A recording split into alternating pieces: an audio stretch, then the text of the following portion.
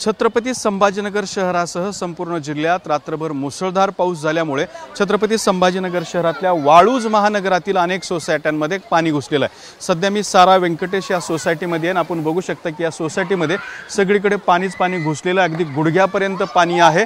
खरं तर हे पाणी आता ओसरायला सुरुवात झालेली आहे, त्यामुळे आता पाणी कमी वाटतंय। मात्र काही वेळापूर्वी अगदी कमरेपर्यंत या ठिकाणी पाणी होतं, त्यामुळे या सगळ्या नागरिकांना घराच्या बाहेर पडणं सुद्धा मुश्किल झालं होतं। या ही जी सोसायटी या सोसायटीमध्ये मोठ्या प्रमाणात कुटुंब राहतात, ही लहान मुलं आहेत, ह्या सगळ्यांचा वावर या ठिकाणी राहत असतो। मात्र याच परिसरात इतक्या मोठ्या प्रमाणात पाणी साचल्यामुळे या ठिकाणी नागरिकांच्या जीवाला धोका सुद्धा उत्पन्न झाला होता। आपण पुन्हा एकदा जर पाठीमागे बघितलं तर या सगळ्या गाड्या आणि ही जी वाहनं आहेत ती सुद्धा पाण्यात असल्याचं आपल्याला पाहायला मिळत आहेत। पलीकडल्या बाजूला महिला मुली सुद्धा आहेत, ज्यांना सुद्धा त्यांना बाहेर जायचे, मात्र ते सुद्धा अडकून पडल्याचं चित्र आपल्याला या ठिकाणी पाहायला मिळतंय। सारा व्यंकटेश नावाची ही सोसायटी आहे। या सोसायटीसह या परिसरातल्या अनेक सोसायट्यांमध्ये अशाच स्वरूपाचं पाणी घुसलेलं आहे, त्यामुळे या परिसरामध्ये जनजीवन विस्कळीत झालेलं आहे। आपण काही नागरिकांशी बोलणार आहोत, काय सांगाल? सर, काल रात्रीच्या संततधार पावसामुळं बजाजनगरमधील भरपूर सोसायटीमध्ये पाणी शिरले। मी शिवसेना उद्धव बाळासाहेब ठाकरेचा शहर प्रमुख या नात्याने मला भरपूर लोकांचे फोन आलेत। असलेल्या या सोसायटीमध्ये सारा व्यंकटेशचे आमचे विभाग प्रमुख रतन नलावडे पाटील यांनी मला फोन केला आणि या संदर्भात माहिती घेतली असता इथं पाठीमागील बाजूचा नाला आहे, त्या नाल्याचं पण भिंत तुटलेली आहे, संरक्षण भिंत, आणि ते पूर्ण पाणी या सोसायटीत घुसलं आहे। या गाड्या पूर्ण 3 ते 4 फूट पाण्याने वेढलेल्या होत्या आणि पहाटे 3 ते 4 वाजेपासून लाईट बंद केल्यामुळे इथं जीवितहानी कोणतीही झालेली नाही। परंतु प्रशासनाने लवकरात लवकर हे पाणी इथून काढावं। लहान मुलं आहेत, महिला आहेत, यांचं रक्षण या ठिकाणी झालं पाहिजे, तातडीनं मदत इथं पोहोचली पाहिजे। कुठलाही धोका झाला नाही असं त्यांचं म्हणणं आहे। इतकी भीषण परिस्थिती होती, खूप भीषण परिस्थिती होती सर।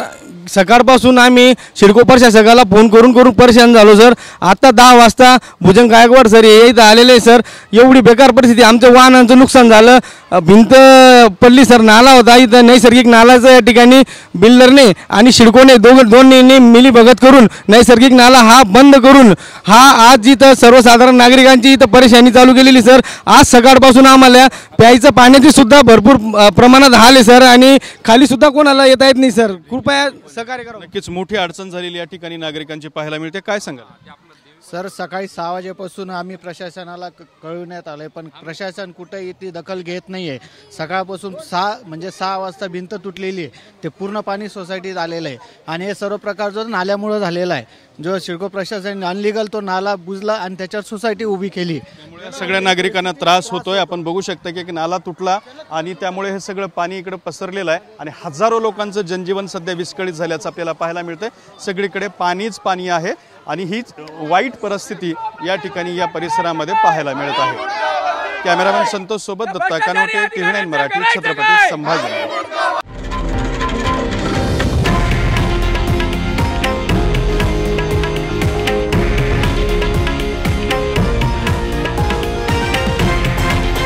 हे आहे देशातील नंबर 1 न्यूज नेटवर्क आणि आपण पाहत आहात TV9 मराठी, एकमेव।